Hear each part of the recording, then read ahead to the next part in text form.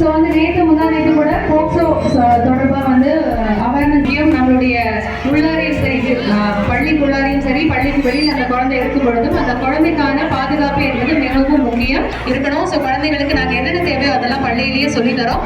Smart board வசதியும் இங்கே இருக்குது. இந்த ஸ்மார்ட் போர்ட் இன்டர்நெட் வசதி மூலமாக இந்த குழந்தைகளுக்கு என்னென்ன தேவை பள்ளியில் 2 முக்கியமான ரிசோர்ஸ் பர்சன்ஸ் அப்படின்னா மற்ற ஆசிரியர்களுக்கு கிளாஸஸ் எடுக்கணும் அப்படின்னா இங்கே அரங்கால இருந்து 2 டீச்சர்ஸ் சுகன்யா